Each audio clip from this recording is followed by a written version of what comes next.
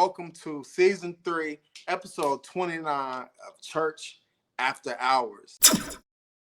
Yes, sir. You know, it's me, Kurt Kareem, and my brother Diallo, aka Brother Insight. What's going on, brother? Peace, family. What's going on, man? How you been Peace. doing, brother? Good to see you, man. Oh man, I've been doing good. You know, waiting on this change of the season. You know, I see we both was thinking the same thing with the Navy. Navy.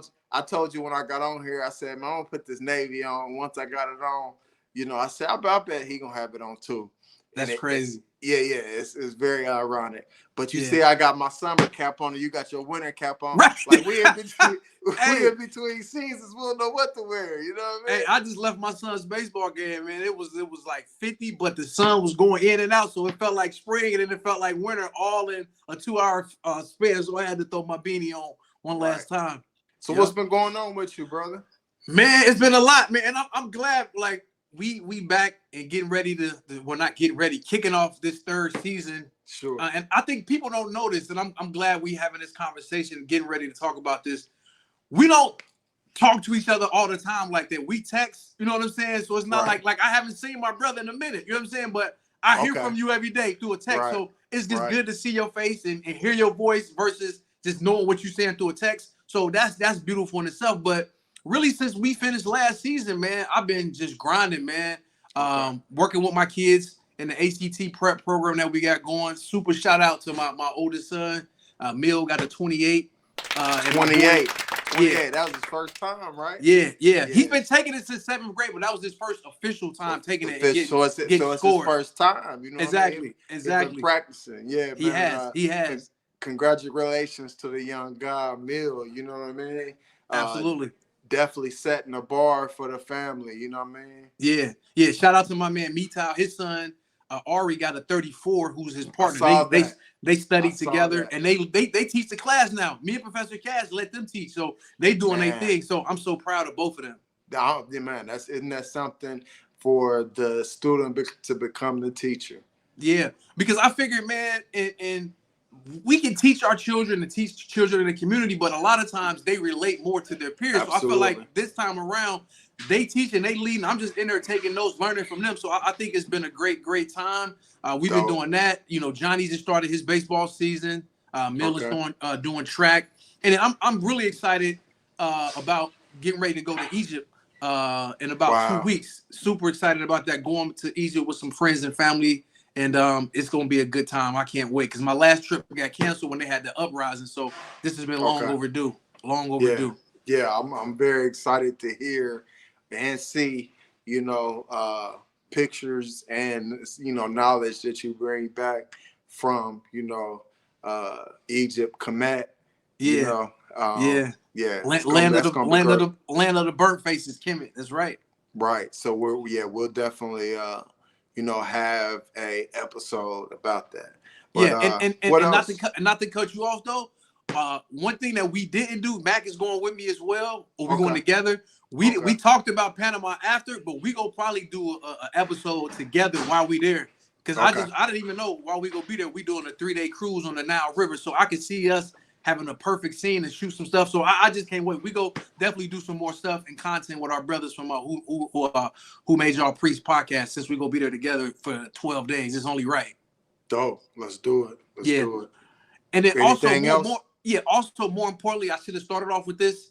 I want to send a shout out and send our love, prayers, thoughts, meditations to our brothers and sisters in Mississippi, and particularly Rolling Fork, Mississippi, which is where my family is from. The home of Muddy Waters is my cousin, Hot Rod, aka Roderick Russell, who was on last season with my other cousin, Keisha, as well as Silver City, who didn't have as much damage as Rolling Fork, but did have damage. It was a E4, 180, 200 mile an hour winds, destroyed the whole town, man. Like, and anybody that knows me, you know, when I talk about Mississippi, 9 times out of 10, I'm talking about Rolling Fork or Jackson, the two places. I went to Rolling Fork every summer as a kid, pretty much, and I lived in Jackson for 3 years. So A lot of those people I know, we grew up together. I seen them for 2 months every summer. And it's just, I hate to see that what happened to them happen. But one thing I know about those people, they're resilient. Sure. And they're going to bounce back. I'm happy to see the political leaders are doing their part, helping get them resources and helping them rebuild. And I just talked to my sister. We're going to be taking our boys down there probably in May or June. And we'll definitely have some footage and some stuff from on the ground down there, just showing our people love, man, because they need it. So keep them in your prayers. Our cousins are putting together fundraisers now, how we can donate and send dollars to our people and help them out, and it'll go directly in their hands.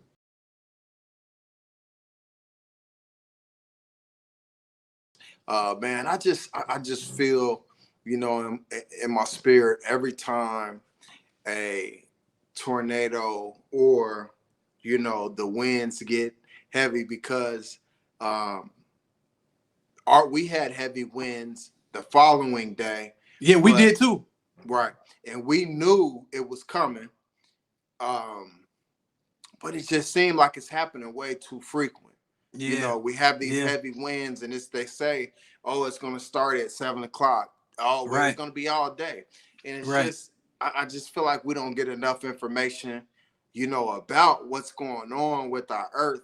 It's something like, you know, that the new jab that that now we are in the like 4th booster, but you know, for some reason there are no side effects. Right. You know, like right. Like, you know, anytime you see something on TV and they talk about some type of either vaccine or medication, there's a million I ain't gonna say a million, but there's a nice amount of literally a lot of effects. times it is. Thousands. Yeah. We haven't heard of one yet. Nope. But you know, we just aren't getting the information that, you know, that I think that we should have in a free America, man. I agree. And the information that's needed and information that's going to help us. You know what I'm saying? To equip people. But yeah, man, enough about me and what I was doing. What you been doing, man, since the break, man? Talk to me. I know you've been into some good stuff. Oh, man, I've been doing a lot of work, brother. I've been doing a lot of work at the restaurant. Track season has started for my daughter, Sophia. Dope. And, man, I've been, you know, really indulging in NCAA basketball, man. I was rooting for the UCLA Bruins, man. Me and my wife went out and watched them in Vegas in November. Been indulging also a little bit in the Ohio new gambling that's going on. You know what I mean? Right. I don't bet big. It's $20 here, $25, $50. Nothing big, but they've been, you know, taking my money. But one thing I do want to say, man, if you don't have the money to gamble, like, do not play it, because, you know, these Vegas dudes are experts. Not only are they experts, you know, they got people helping them on the court and on the field. So be careful with that, man. Yeah, on the court and on the sidelines. Right. And also, man, I was thrown back, you know, not only during the season and in the conference tournaments, but in this NCAA tournament, how many teams rely on the 3-point shot, bro? It is ridiculous. I mean, these guys will be 1 for 15 and still shooting, letting it go. Like the 2-point shot don't went out of style. Right. You know what I mean? Right. I tell people all the time, but not to cut you off, working at the rec center, our basketball season just ended. And I have kids, like, I need to go practice my 3 and can't make 2 consecutive free throws. Like, what are you doing? Like, shout out to Steph Curry, one of the greatest shooters of all time. Right. I just felt like him and Clay and others have made the 3-point shot, like, it's so addictive, and guys just want to take threes. And to me, it takes away from the game. Like, master the art of the mid-range game, which we've seen guys like, you know, Mike and Kobe and Bron and others master that shot and then take your game out. You know what I'm saying? That's why when we look at the finals against Portland, when Jordan hit all those threes, we never seen nobody even shoot that many threes in the game, let alone make that many. So the game was totally different. So hopefully guys will go back to more fundamentally sound ball, take the tools, you know what I'm saying, versus shooting 3. And that's the part of basketball that I don't like, is getting like baseball with analytics. Well, shoot more threes, you'll have more chances to score more points. I just think it's crazy, but I agree with you wholeheartedly. Yeah, it was difficult to watch at times, man. Just Yep. seeing guys jack up these 3-pointers and just shooting themselves out in the game. And on top of that, losing my money. You know what I'm saying? I'm yelling at the team. That's the most important part. Yeah. Messing with the church's money. All right, man. Let's get into some, current topics and some news that's been going on, not only in our towns and our country, but around the world. Yes. Since we last seen each other, brother. What's some of the news that sticks out to you the most? Some of the news that sticks out to me the most, man, is what's going on with China and Russia, brother. Wow. like we go heavy first and just get this out the way, because I think it's been going under the radar, and I think I might have sent some stuff in our group text about it. Absolutely. People don't know about the BRICS, and shout out to my cousin Bev, who's in Mississippi, in Madison, outside of Jackson. He got me hip to the BRICS back when I was living down there, and most people didn't know what it was, and a lot of people still don't. It's Brazil, Russia, India, China, and then South Africa was the last country that was added. Basically, it's an alliance of these 5 countries coming together, pooling their resources, conducting business with each other. And when you look at those countries, the BRICS make up over 46% of the world's population. So that right there is crazy in itself, right? Right. And you look at 2 of those countries, being communist countries. Well, a new person, or a new country, I shouldn't say person, has always been talks, but it's never been really haven't come to the forefront, is Mexico about joining the BRICS, which makes the average American think about NAFTA, the North American Fair Trade Agreement, and how that looks when you talk about our relationship with Mexico and Canada, being that we're both here in North America. So I just think that that's something that we need to all pay close attention to and keep our eyes on, because if they pull this off and they join the BRICS, it could be, some scary times out here, just to say the least. Not try to make nobody scared or anything, but those 5 countries adding Mexico, potentially messing up NAFTA, would be very interesting. Yeah, man. On top of, BRICS, I see that Putin and China's leader are getting very close. Yes. Are developing a very close relationship, and I see that Putin is speaking on putting nuclear weapons in Belarus. Mm-hmm. Yeah, so it's a lot of things happening, man. I personally think things like the TikTok story and little kids getting transitioning are taking precedent over a lot of these stories that's going on in the world, and God bless America, but a lot of times we don't have a world view. Not at all. But there's a lot of things going on that we want our listeners to have their ears and pay attention to. Yeah, have your ears to the streets, man, because it's serious business going on out here, and a lot of times we find out about it in the 9th inning. You know what I'm saying? Boy. We last to the party, so we got to stop doing that. So we want to make sure that we, talk about these type of subjects and bring these things up on the podcast, so our people can have an opportunity to know about these type of things, because it's serious business, man, like you said. Yeah, no doubt. Man, did you hear about the Nashville shooting today? I didn't until earlier. I was at the baseball game and they started talking about it. I didn't hear anything up until that point. Okay, so this Audrey Hale is a 28-year-old female. Oh, the shooter was a woman? Yes. Wow. Yes. And she was a former student. I saw a few pictures of her and her family. She seems like the same, sometimes similar.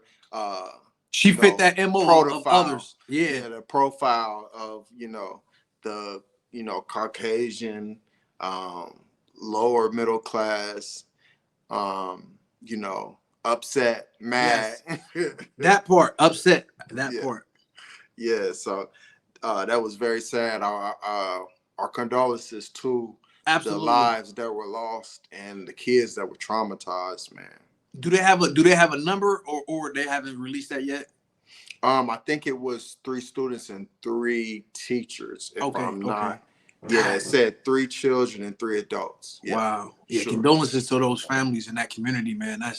That's rough, man. And it just seems like that's something, like, I hate to say this, but it's just the reality. It's kind of like when you look at our community, you hear, crime in our community, it's like we become numb to it. I feel like our country as a whole is becoming numb to mass shootings. You know what I'm saying? Like it's happening so often and occurring so often. It's like, oh, okay, it's another one. And then everybody just go back to their normal daily routine when that stuff is not normal, man. It's like we just almost becoming desensitized, man. I totally agree. I totally agree. Very good point, brother. Man, how do we stay sensitive to those things when they happen so often?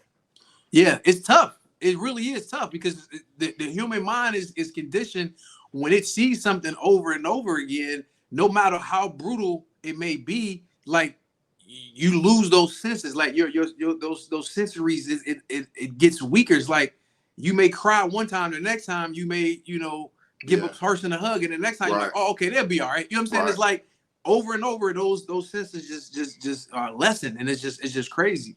Man, sounds like the same reason I stopped watching World Star, stopped watching BET. Bingo. That part, yeah. Man, what do you think about, Trumpster threat? As soon as you start laughing, I'm like, he about to say something wild, and you bring up the Trumpster. Go ahead. Hey, what do you think about this guy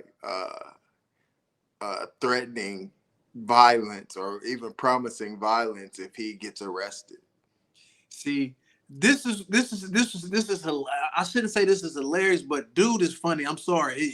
If you don't make you laugh, something wrong with you. But this was slick on what he did, because I don't understand, why did New York even say that they were going to be potentially arresting him on whatever day that was. It was the last Monday or Tuesday, whichever day. Well, he's the one that said Tuesday. I don't think anybody else said Tuesday. He's the one that said there's a chance he might get arrested on Tuesday. Right. And it was the weekend. He loves to put news out on like Fridays and the weekend, right? Because it's a slow cycle, you know what I'm saying? Mm-hmm. But I feel like, and by these so-called reputable news sources running this stuff, it's like y'all doing exactly dog whistles. Exactly. Y'all doing exactly what he want. It's gonna rile up his base, it's gonna rile up his people. And if something do happen to where he had intel and they was gonna pick him up, now they gotta fall back, right? Now we gotta worry about what these idiots that got, January 6th jumping off what they got planned now, because they've had more time to prepare, and who's to say they won't execute it a bigger, you know what I'm saying, in a bigger way next time. So I just think, it's like when you was a kid and the teacher was like, it's an annoying kid that's just looking for attention. If you just ignore them, they'll stop. I just feel like that's the one thing the media won't do with Donald Trump. If they stop giving him attention, I think his antics will slow down. But the more attention they give him, the crazier the antics. I just pulled up some news, man, and I want to apologize if I said something wrong to the LGBTQ plus community. So they say this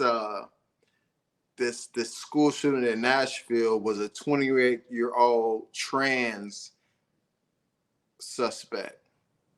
So I don't know if I'm guessing it may be a male transition into a woman. I'm not for sure exactly which one it was, but the fact that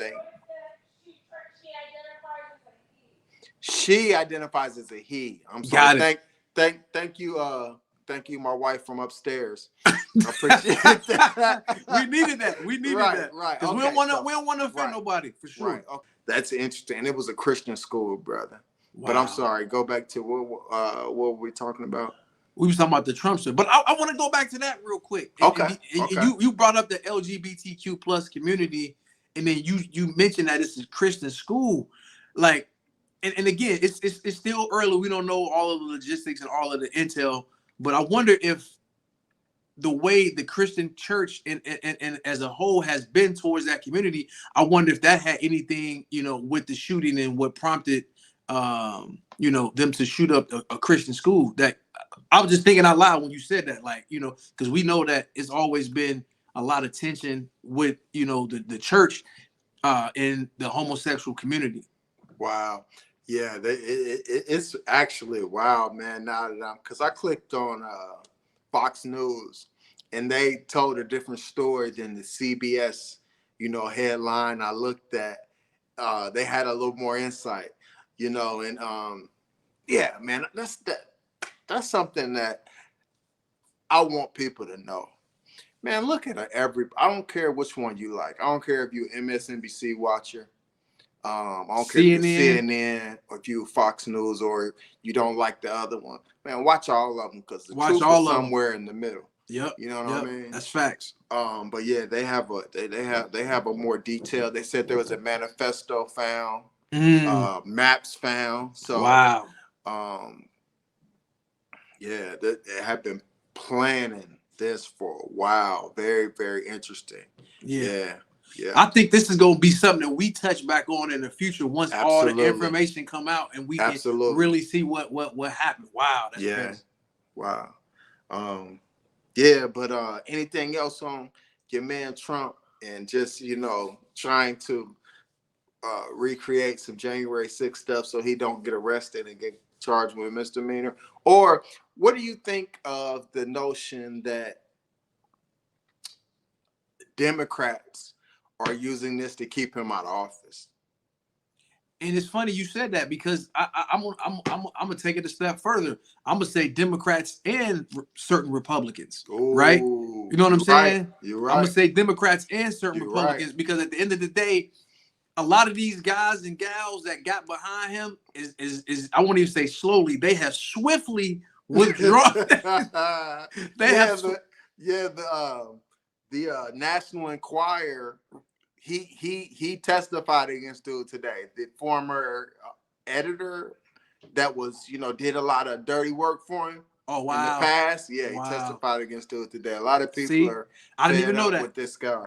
Yeah, so a lot of cats that was in bed with him is swiftly backing up away from dude. So not only the Democrats, these Republicans, DeSantis, and all these cats, everybody's like, "Yo, dude got us. We ain't gonna let him get us again, and we up out of here." But the one thing that they are failing to realize is that this dude has his mob of people riled up in a way that I haven't never really seen in a while when it comes to politics. Like these people will do what they did January 6th times 2 the next time. So we just have to be on the lookout. But I think now more than ever, the Democrats and the Republicans both are trying to do anything and everything in their power to make sure that this man don't even become close to being reelected. Right, because I guarantee, and I'm not nor a Democrat nor a Republican, but I guarantee if he get back in there, he ain't leaving next time, buddy. It's a wrap. You best believe it. It's a wrap. You best believe that. You better believe it. It's a wrap. Yeah, moving on, man. Any other news that stands out to you that you want to touch on, brother? Nah, man. I think we hit everything that's been out recently, especially with the shooting. I didn't even know about that. Like that was so fresh for me. I've been moving, but yeah, man. I think we hit everything. Unless it's something else you want to throw in there. Okay. No. I think we hit everything as well, man. All right, moving on. Let's, have a little discussion of season 2 before we talk about some of the things you're going to see in season 3. For sure.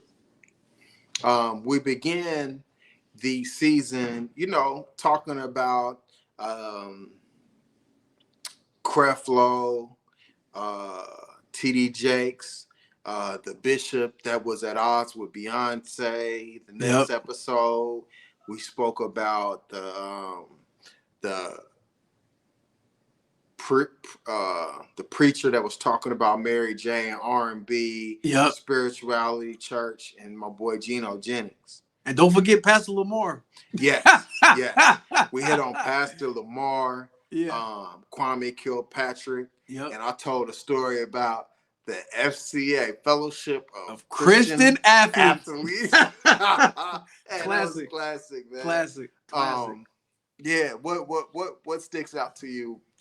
Out of those early episodes, man, I loved all of them, but I think one that kind of was a superstar out of those early shows was the Bishop versus Beyonce, because that went on for so long on social media. Because, you know, something will go on social media for 24, maybe 48 hours, but that thing had long legs. Like, it was like weeks. You know what I'm saying? Yes. Because I think when we talked about it, it had already been like week 2, and they still was talking about it. Like, the church was really upset. Like, this preacher really went at Beyonce crazy, and of course the Beehive came to support her, you know what I'm saying, and to get her back. But I felt like that was a great episode, and that was an episode that we didn't know would kind of be a prequel to what was to come with this TV show Swarm, which is loosely based on Beyonce and how fanatical fans can be. So that was definitely one of my favorite joints.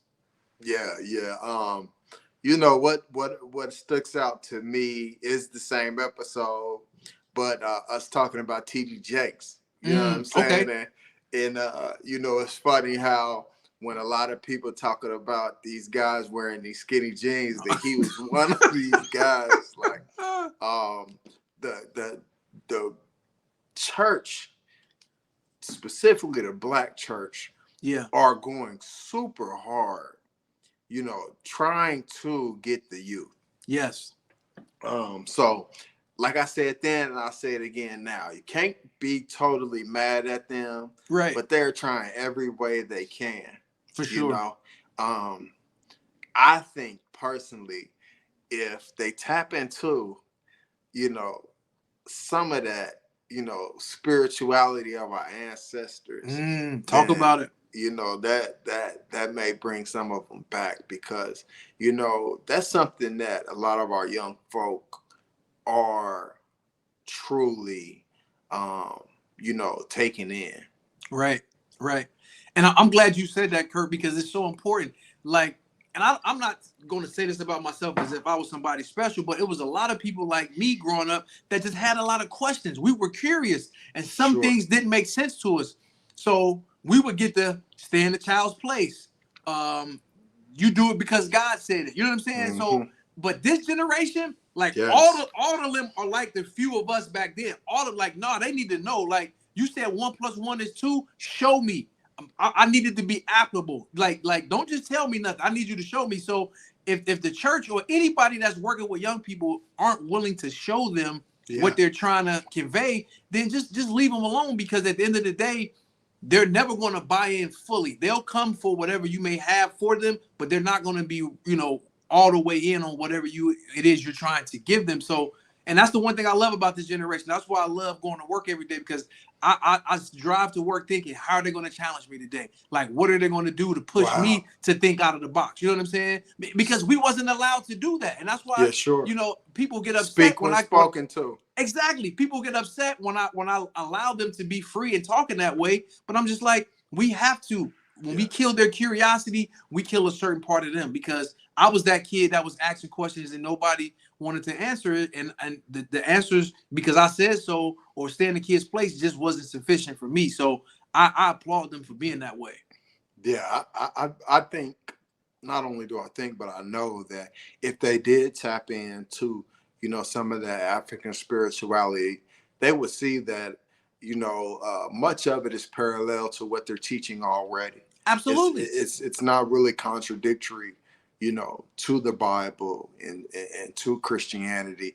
It's just, you know, more of a nature aspect, more of a universal aspect, and things that will, you know, make more sense along with, you know, that Bible, and things that, you know, are, you know, tapping into our ancestors who, like we talk about spirit all the time.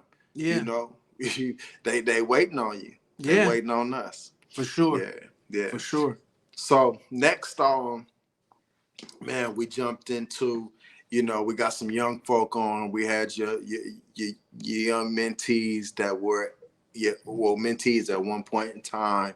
We spoke about Kanye and Kyrie. Speaking about spirituality, man, what more can you say? You know, that brother Kyrie, I feel, has come out smelling like roses. You know what I'm saying?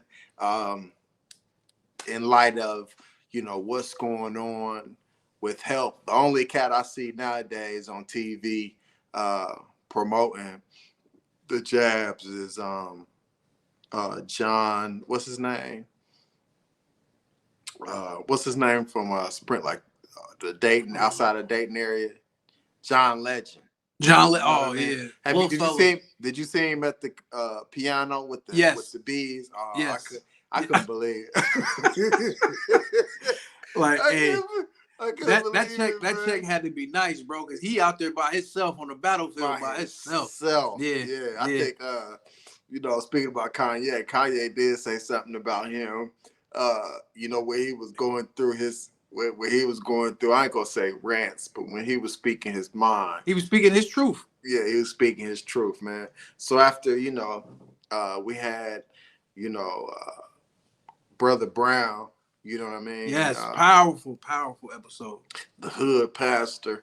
We had a part 2 about substance abuse, which, on our health and wellness, I think we need to, speak about, substance abuse in a way of, what it does to the brain and some things like that. And here's another thing, Kurt, not to cut you off. No, go ahead. Because a good friend of mine, her father suffered from substance abuse and totally got himself clean, which is great. Mm-hmm. But this is the part that we don't think about, how it affects you later in life. Because if you're doing these things in the 20s and 30s and then you stop, which is great, now you need to prepare for what can potentially happen. And those are conversations we need to have. So when that does happen, we can give them the right tools and the right things that's going to help them to be okay.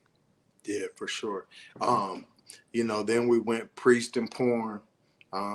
Catholic Church was given the green light for priest to watch porn. Right. That was a whole story in itself. I just personally still think they just need to go ahead and let them get married, man. It just doesn't make sense. It goes against nature, man. Yeah, nature. Yeah. Then we had one on Coach Prime. Yep. Your trip to Jamaica, we highlighted. Of course, like you already spoke about earlier, your cousins speaking about life after Coach Prime, because once again, like the Beyonce situation, that carried on. Yes, it did for a long time, because that started off in church parking lot gossip, and then got its own episode. 2 weeks later? You know what I'm saying? Yes. And it was still a heavy subject, a heavy topic. Right.